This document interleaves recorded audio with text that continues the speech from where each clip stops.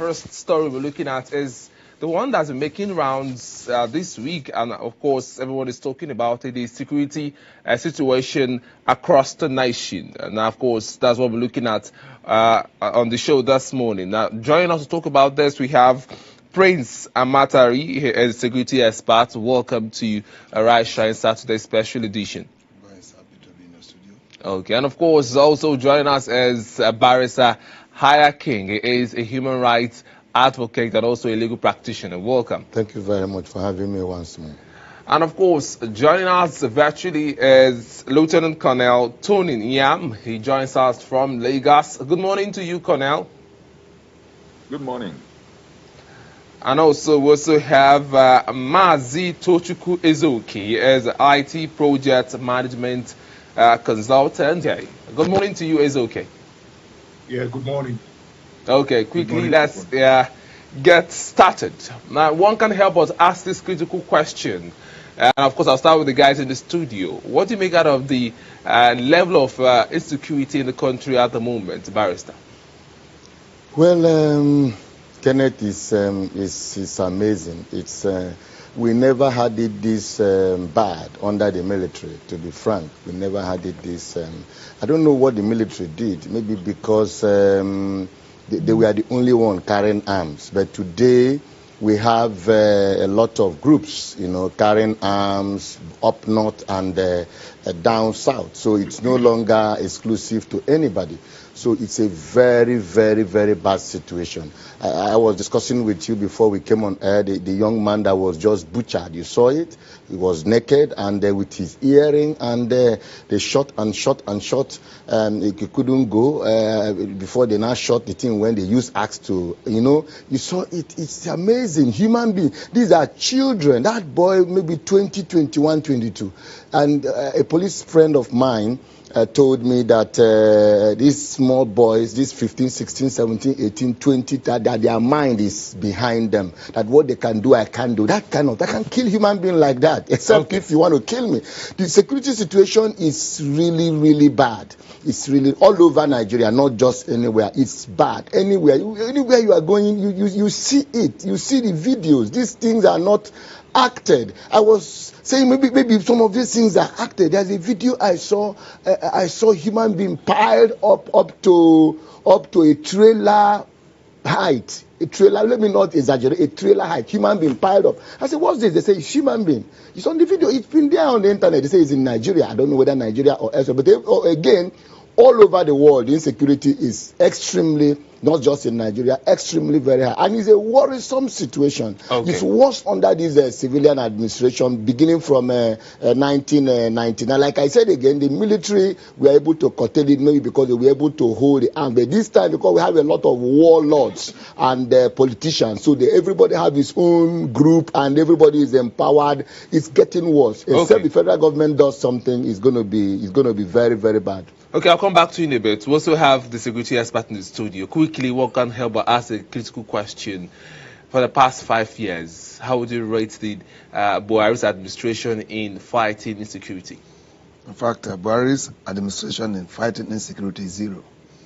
And when you say zero, you mean it in real sense? Yes, I've said it before now.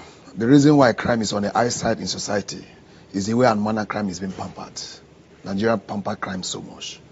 And we are also operating on a particular security system that is not working. Well, what kind of security system? The security system we're operating on in this nation is central security system. Central security system where everybody is relying on the police, on the army, air force, and they are not even working. If you decentralize it, a lot of these anomalies will be curbed. As I speak to you now, do you know that there are some areas that does not even have the presence of the police, the army, or the air force, or call it whatever they say. And if the whole society is relying on police, because they said protection of lives and property, they enforce law, and for instance, we are here. The whole of this particular area is covered by one police division. And if something is happening in this particular area, the police will not even know what is happening here. But when you decentralize security to the local level. And when the criminal knows that the presence of security is in that local level, they will avoid committing crime. Okay, I'll come back to you, Nibi. Now let's join Lieutenant Colonel Tony Yam in Lagos. Good morning to you once again.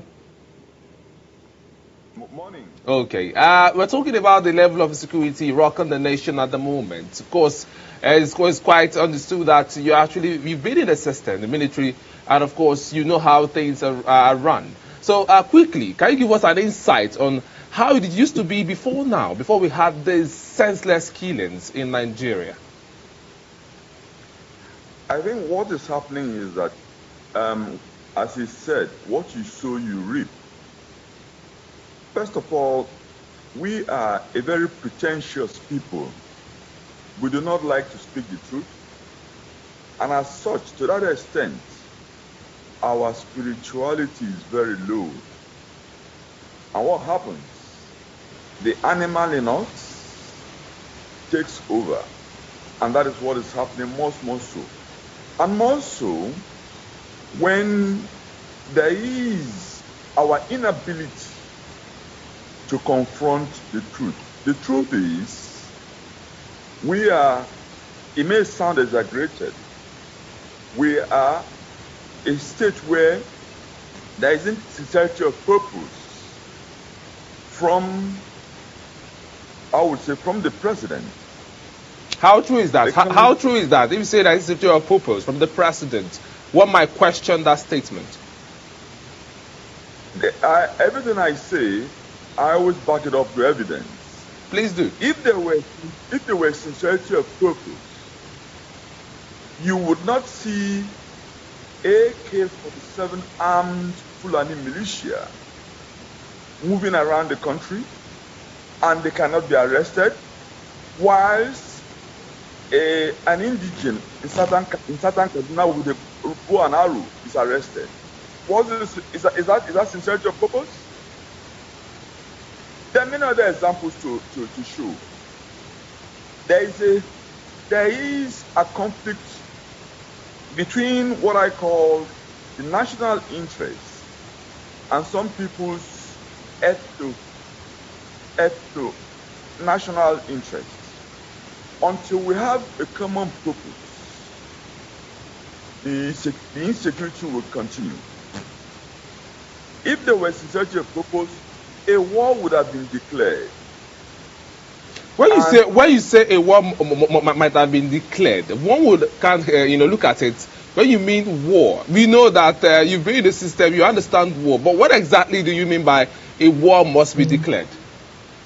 Are we not in a war situation? You tell us, because right now I don't even know. No, I'm not telling you from what the security consultant has spoken there, and from what we are in a war situation. You have half of the country engulfed in. It doesn't mean that war has to be only conventional warfare. You have in the northeast, you have unconventional warfare. You have in the northwest, and there is no declaration. But when IPOP came up, there was a declaration to tackle the IPOP. They went as far as creating banning IPOP. Have you seen similar things done to these unarmed or non-state armed actors? This is what I mean by there isn't a sincerity of purpose. And to the extent that there is no sincerity, the more we shall be having this crisis. Okay, I'll come back to you in a bit, Colonel. Let's join Mr. Mazi Izoke in London. Hello, Mr. Mazi. Yeah, thank you. Now, a lot has been talked about the level of insecurity rocking the nation this morning by the guests in the studio and, of course, the Colonel in Lagos. What do you make out of this whole situation? Some persons are calling it a pandemic. Some persons have even called it sort of names. Some persons have said this administration have not been able to really keep Nigerians safe. Some persons have said this government has failed in that function or duty of protection of lives and property. As in mind, what's your sense of understanding of this particular situation? See, what many people don't realize is the perception the world has over Nigeria. You walk into a client's office and you're discussing, obviously by your name, many of us who stick with our names and proud of that heritage that we don't want to change that, those names to funky sounding names. And you're asked, oh, you're Nigerian? You said, yes. So now someone who doesn't know you start reading out absurd things happening in your place. You kind of want to bury your head in shame. You ask yourself, these are individuals, these are leaders, these are people who promised us that they are going to come in and lead from the front. That means they are going to tackle the issue of insecurity head on. You see, as security experts in the studio, I've said security in my mind is not only those crimes that of gun, of weapons. Security goes further than that, because when you look at the level of, uncontrolled access to money that breeds this security, this is there. As it states today, there is no form of, and there is no hope that is going to stop anytime soon. Take for instance, the first person that spoke here talked about how a child was butchered.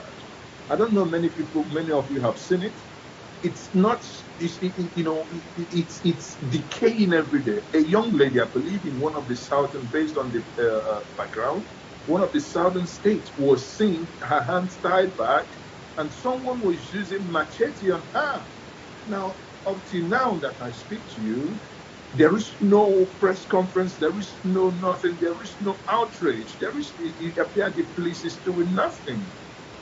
You go to the military side of it, every single day you wake up, you hear children have been massacred in the Middle Belt, in southern Kaduna, in Nasarawa, in Zamfara state, even to the point that in Katsina, the president's own state, if there is no gainsaying and calling it any other name, and I would say the current government has failed Nigeria in terms of the protection of lives and property, and they have failed abysmally.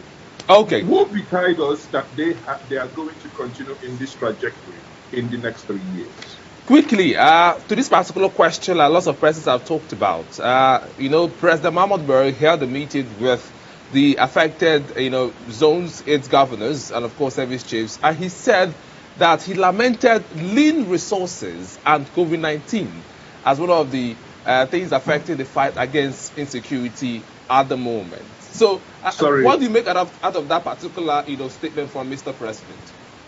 He's